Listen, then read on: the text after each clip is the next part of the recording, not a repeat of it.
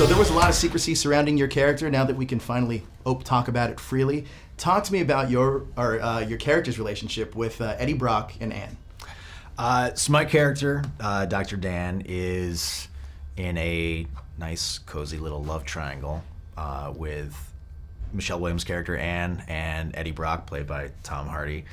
But we wanted to do something a little different in this love triangle. I think we've all seen the classic love triangles where, you know, the old guy hates the new guy feels threatened by the old guy, and then you're just wondering how they're gonna duke it out and fight over the girl who's gonna throw her hands up and be frustrated by how meatheady these two idiots are and stuff. So we didn't want to do anything like that.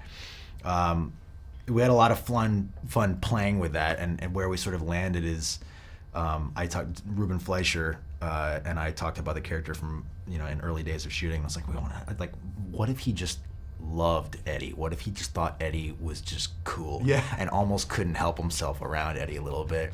And that would, in its own way, it's not a tactic because I think it's very, you know, authentic on Dr. Dan's part, but that in and of itself would sort of put Eddie on the back foot, like, who is this, like, assuming they're going to sort of square off, and it just doesn't happen. And in fact, you know, Dr. Dan actually, you know, has to help him out a little bit. So I'm glad you said all that, mainly because I wanted to tell you I'm on Team Dr. Dan. Thank you. I'm a Dr. Dan guy. Hashtag Team There's Dr. one. Dan.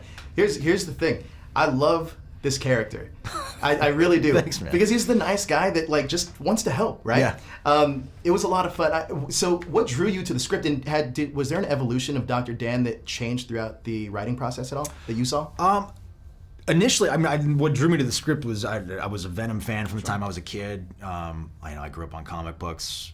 I love horror movies. Like that's my happy place. Is like, you know, if I'm having a bad day, it's like I don't go for the pint of ice cream. I go for like dark, sure, like sinister horror.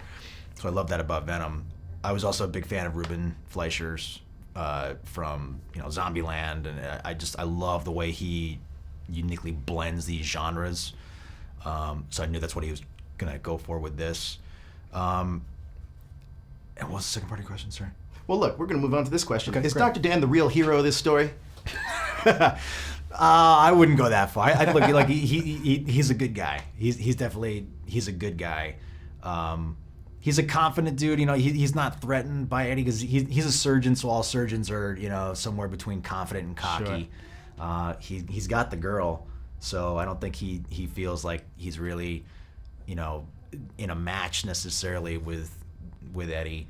But yeah, it's nice. Like there's a humanity that we tried to bring to all the characters, and that's what's sort of fun about Venom is all the layers you get to peel away about, you know, what's going on in the psychodrama. So to steer away from classic archetypes and to have someone like a little more human was definitely fun, especially for a superhero movie. Right. If we get a Venom 2, where would you like to see Dr. Dan go next? Because I would love to see him with the symbiote. I think it would be so much fun, right? Just like hacking away patients, like, you know, yeah, like giant blade hands. It's like he would be a better doctor. Yeah. He could just like reach inside and like fix somebody's, you know, whatever they got going on and pull it back out. Yeah, that'd be cool, man. Yeah, Reid, great performance, man. I'm a big fan of Dr. Dan. I want to see more of him. Thanks.